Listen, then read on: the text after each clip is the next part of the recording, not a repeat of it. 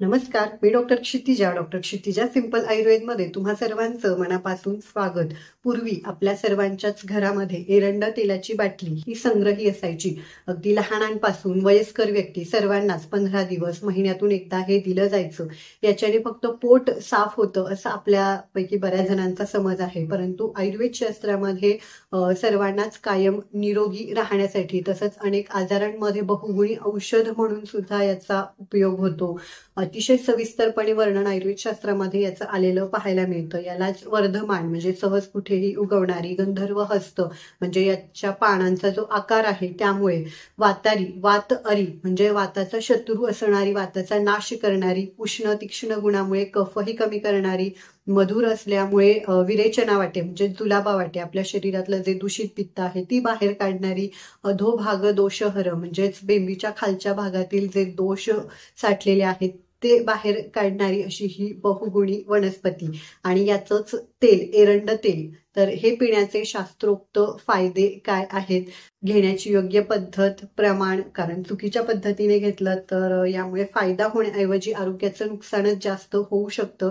तर हीच संपूर्ण माहिती आजच्या या भागामध्ये पाहूयात. त्यामुळे व्हिडिओ शेवटपर्यंत नक्की पहा, स्किप करू नका. आणि हो, छोटीशी विनंती, अजूनही चॅनल सबस्क्राईब केलेलं नसेल, पहिल्यांदाच व्हिडिओ पाहताय, लगेच सबस्क्राईब करून ठेवा जेणेकरून नवनवीन व्हिडिओचे अपडेट्स त्वरित तुमच्यापर्यंत पोहोचत राहतील. याचा सगळ्यात पहिला फायदा म्हणजे हे अधोभाग दोषहर सांगितलेलं आहे. म्हणजेच नाभी आणि त्याच्या खालच्या भागामध्ये बरेचसे दोष साठलेले असतात. त्यामुळे बऱ्याच जणांना पचनासंबंधित तक्रारी, जंत, गॅसेस, ब्लोटिंग, कॉन्स्टिपेशन, पोट साफ होत नाही, तर या सर्व तक्रारी होत असतात. तर हे जे आहे हे फक्त पोट साफ करत नाही, तर आतड्यांना चिटकलेला जो मल आहे तो भेदन करून बाहेर काढला जातो. त्यामुळे या सर्व त्रासांपासून नियमित आणि योग्य प्रकारे या एरंड तेलाचं सेवन केलं तर आपल्याला नक्कीच मुक्ती मिळते. म्हणजे की याचे जे सर्व गुण आहेत ते वाताच्या एकदम विरुद्ध गुणाचे आहेत. त्यामुळेच याला वातारी, वाताचा शत्रू असं म्हटलं जातं. आणि आयुर्वेद शास्त्रामध्ये वाताचे जवळपास 80 आजार सांगितलेले आहेत. तर त्या सर्व आजारांमध्ये हे अतिशय उपयुक्त ठरतं. तसंच वेदना स्थापन, शोथहर असल्यामुळे आमवात असेल, संधिवात किंवा गाऊट म्हणजेच वातरक्त, तर यामध्ये देखील सांध्यांच्या ठिकाणी जी वेदना आहे, सूज आहे ती त्वरित कमी येते. अभ्यंतर प्रयोग तर सांगितलेलाच आहे, बाह्य प्रयोग देखील म्हणजे पानं जी आहेत याची ती स्वच्छ धुवून त्याला एरंडाचं तेल लावा आणि ती तव्यावर गरम करून आपल्याला सहन होईल अशा पद्धतीने ज्या सांध्याला सूज आहे, वेदना आहे, तिथे जर का बांधून ठेवली तर त्वरित त्यामुळे देखील सूजही उतरते आणि पेन देखील आहे ते कमी. म्हणजे हे सूक्ष्म गुणाचं सांगितलेलं आहे. पोट तर साफ करतच, पण हे अगदी सेल्युलर लेवलला जाऊन म्हणजे आपल्या शरीरामध्ये ज्या पेशी आहेत त्या पेशींमध्ये सतत कार्य सुरू असल्यामुळे अनेक टॉक्झिन्स, विषारी घटक तयार होत असतात, मल तयार होत असतात. तर हे मल पेशींमधले सुद्धा बाहेर काढून आपल्या शरीराचं डिटॉक्सिफिकेशन होतं. त्यामुळेच भविष्यामध्ये आपल्याला heart attack, brain stroke, paralysis किंवा लिव्हर, स्प्लीन संबंधित जे आजार आहे ते होण्याचा धोका देखील टाळता येतो. याचा महत्वाचा फायदा म्हणजे हे आपल्या शरीरातलं जे दूषित पित्त आहे ते विरेचन म्हणजे जुलाबा वाटे शरीरामधून बाहेर काढून टाकतं. त्यामुळे पित्ताचे त्रास तर कमी होतातच, शिवाय आजकाल खूप प्रमाण वाढलेलं आहे, बरेच पेशंट्स वाढलेले आहेत. बॉडी हीट, शरीरातील उष्णता वाढते, त्यामुळे शरीरामध्ये कुठेही जळजळ होत असते. मायग्रेन, पाईल्स, फिशर याचं सुद्धा प्रमाण वाढलेलं आहे. तर ही जी उष्णता आहे ही बाहेर काढून टाकल्यामुळे हे जे सर्व त्रास आहेत हे देखील कमी होतात. आजकाल अति प्रमाणामध्ये खाणं, सतत खाण्याची सवय असते, शरीराला गरज नसते तितकं अन्न आपण घेतोय किंवा जंक फूड सतत आहारामध्ये येतंय. व्यायामाचा अभाव आहे त्यामुळे बऱ्याच पचनाच्या तक्रारी उद्भवतात. आणि जर का अन्नाचं पचन व्यवस्थित नाही झालं तर शरीरामध्ये आमसंचिती होते. आम म्हणजेच शरीरामध्ये आपल्या अपाचित आहाराचा रस म्हणजे अन्नाचा न पचलेला भाग.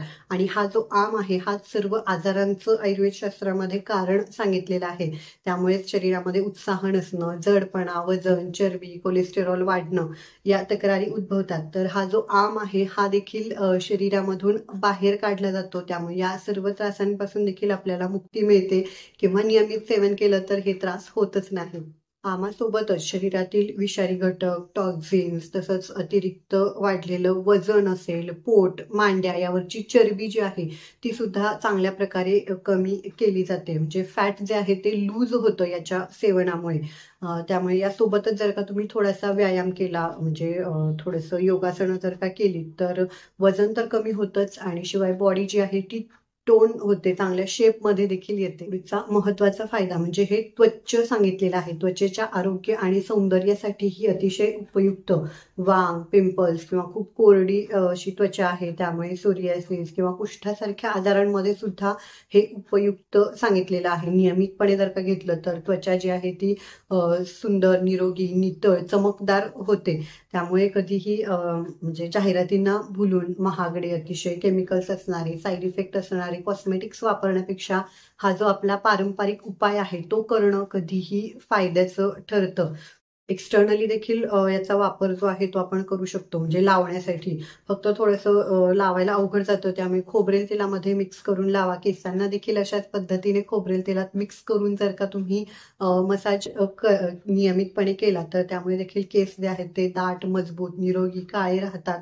कोंडा देखील कमी होतो. फायदा म्हणजे हे उष्ण तीक्ष्ण गुणामुळे कफहर आहे, कफ कमी करतो. त्यामुळेच श्वासकास म्हणजे दमा असेल, ॲलर्जीची सर्दी, सायनोसायटिस किंवा आजकाल बऱ्याच जणांना शरीरामध्ये कुठेही गाठी होण्याचं प्रमाण वाढलेलं आहे. सिस्ट्स असतील किंवा स्त्रियांमध्ये फायब्रॉइड्स वगैरे, युटेराईन फायब्रॉइडचं सुद्धा प्रमाण वाढलेलं आहे. तर हे नियमितपणे आपण सेवन केलं तर तयारच होत नाही. जरी तयार झालेले असतील तरी देखील म्हणजे बरेचसे पेशंटचे अनुभव देखील आहे की कुठल्याही सर्जरीशिवाय हे विरघळलेले दिसतात. एरंडमूलम वृक्ष वातहराणाम. वृक्ष म्हणजेच पुरुषांमध्ये शुक्राणूंची संख्या वाढवण्यासाठी किंवा शुक्राणूंसंबंधित कुठलीही तक्रार असेल, त्यामध्ये कुठलेही दोष असतील तर म्हणजे कमजोरी असेल किंवा इतर कुठलेही, तर ते दोष दूर करून त्याची जी क्वालिटी आहे ती सुद्धा चांगली केली जाते. स्त्रियांमध्ये देखील गर्भाशयाची शुद्धी केली जाते. त्यामुळे ज्यांना प्रेग्नन्सी राहत नाहीये, गर्भधारणा होत नाहीये, तर अशांनी एक हेल्दी प्रेग्नन्सी राहण्यासाठी जरूर याचं सेवन करावं. स्त्रियांमध्ये म्हणजे कष्टार्तव असेल, पाळीच्या वेळेला पोटामध्ये दुखतंय किंवा ब्लिडिंग संबंधित कमी जास्त अशा सर्व तक्रारींमध्ये सुद्धा याचं जे सेवन आहे ते उपयुक्त ठरतं. 10वा शेवटचा फायदा म्हणजेच हे वयस्थापन सांगितलेलं आहे. वार्धक्य लवकर येत नाही, म्हणजेच आरोग्य आणि सौंदर्य अशा दोन्ही दृष्टिकोनातून, तसंच स्मृती म्हणजेच मेमरी देखील चांगली होते. तर आता हे घ्यायचं कसं किंवा किती कशा पद्धतीने घ्यायचं, तर याचं जे प्रमाण आहे ते साधारण 10 ml पासून 40 ml पर्यंत. क्वांटिटी जी आहे ती कोष्ठानुसार बदलते. कोष्ठाचे 3 प्रकार सांगितलेले आहेत: मृदू, मध्यम आणि क्रूर कोष्ठी. मृदू म्हणजे काय, तर ज्यांना सहज कशानेही जुलाब होतात, तर अशांसाठी प्रमाण हे कमी असलं पाहिजे, 10 ml 15 ml फक्त. त्याच्याने सुद्धा त्यांना जुलाब होतील. आणि जर का क्रूर कोष्ठ असेल, म्हणजे ज्यांना सतत कॉन्स्टिपेशन राहते, मल खूप घट्ट आहे, कडक आहे, तर अशांसाठी प्रमाण हे 30 ते 40 ml असं जास्त ठेवावं लागतं. कधी घ्यायचं आहे तर पहाटे 4च्या आसपास घेतलं तर उत्तम. शक्य नसेल तर रात्री 10-11ला तुम्ही घेऊ शकता. कशासोबत घ्यायचं आहे तर गरम पाणी, गरम दूध, गरम असा चहा किंवा सुंठीचा काढा. गरम चहा घेत असताना त्यामध्ये सुंठ अर्धा चमचा सुंठ किसून आवर्जून टाका आणि कोरा चहा घ्यायचा आहे. दुधाचा चहा शक्यतो घेऊ नका. किंवा सुंठीचा आणि गुळवेलीचा काढा यासोबत देखील घेऊ शकता. फक्त एवढं लक्षात घ्या की जे घेणार आहात ते चांगलं कडक गरम असलं पाहिजे, जेणेकरून हे जे तेल आहे ते त्यामध्ये व्यवस्थितपणे मिक्स होईल, नाही तर ते तसंच वर राहतं आणि ते प्यायलं जात नाही. ज्या दिवशी तुम्ही एरंड तेल घेणार आहात त्या दिवशी रात्रीचा आणि दुसऱ्या दिवशीचा देखील आहार हा अतिशय साधा असला पाहिजे, पचायला अतिशय हलका. म्हणजे साधी मूग डाळीची खिचडी, त्यामध्ये तूप टाकून घ्या, म्हणजे मग याचे जे रिझल्ट्स आहेत ते चांगले मिळतात. एरंड तेल घेतल्यानंतर साधारण 2-3 तासांमध्ये जुलाब होतात. कोणाला 2 होतील, कोणाला 3, 4 किंवा जास्तीत जास्त 5. तर या जुलाबावाटे होतं काय की आपल्या शरीरातले जे साठलेले बिघडलेले दोष आहेत ते शरीराबाहेर काढून टाकले जातात आणि मग याचा जो फायदा आहे तो आपल्याला मिळतो. शक्यतो शनिवारी रात्री घ्या, म्हणजे रविवारी सुट्टी असते, आराम होतो. जरी जुलाब झाले तरी देखील फारसा त्रास शरीराला होत नाही. आहार देखील आपण व्यवस्थितपणे घेऊ शकतो. किंवा जर का कुठला जास्त तुम्हाला त्रास असेल तर सलग 3-4 दिवस देखील घेऊ शकता. फक्त असं सलग घेत असताना एक लक्षात घ्या की क्वांटिटी जी आहे ती आपल्याला हळूहळू वाढवायची आहे. 10 ml पासून सुरू करा, नंतर 15 ml, 20 ml आणि मग जुलाबाचं सुद्धा प्रमाण जे आहे ते थोडंसं वाढत जाईल. सहन होईल इतपतच तुम्ही घ्या. अचानक खूप जास्त प्रमाण घेतलं तर याचा त्रास देखील होऊ शकतो. महिन्यातून 1 किंवा जास्तीत जास्त 2 वेळा हे घ्यायचं आहे. कोणाला हे प्यायलं जात नाही तर अशा वेळेस चपाती किंवा म्हणजे पीठ मळतानाच भाकरी असेल, त्यातही बाजरीची भाकरी जर का तुम्ही घेतली तर त्याचं पीठ मळतानाच त्या पिठामध्ये 1 ते 2 चमचे एरंड तेल, 2-3 लसणाच्या कुड्या ठेचून जर का टाकल्या तर जे वाताचे पेशंट्स आहेत त्यांच्यामध्ये अशी ही जी भाकरी आहे किंवा चपाती आहे किंवा वरून सुद्धा तुम्ही लावून घेऊ शकत असाल तर अशा पद्धतीनेही घेतलं तर त्याचा नक्कीच फायदा. अशी ही जी भाकरी आहे ही वाताच्या पेशंटसाठी अमृताप्रमाणे काम करते. तर नक्कीच या सर्व नियमांचं पालन करून योग्य पद्धतीने एरंड तेलाचं सेवन करा. खूप जास्त आरोग्यासाठी त्याचे तुम्हाला नक्कीच फायदे मिळतील. आजची माहिती कशी वाटली नक्की मला कमेंट करून सांगा आणि अजूनही काही शंका प्रश्न असतील तरी देखील विचारू शकता. व्हिडिओ आवडला तर अर्थातच लाईक करा, इतरांसोबत जास्तीत जास्त माहिती शेअर करा आणि अजून अशाच आरोग्यविषयक व्हिडिओसाठी आमच्या चॅनलला लगेचच सबस्क्राईब करून शेजारी जे घंटीचं बटन दिलेलं आहे ते देखील प्रेस करा.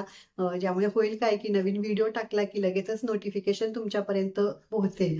आजचा व्हिडिओ पूर्ण पाहिल्याबद्दल धन्यवाद.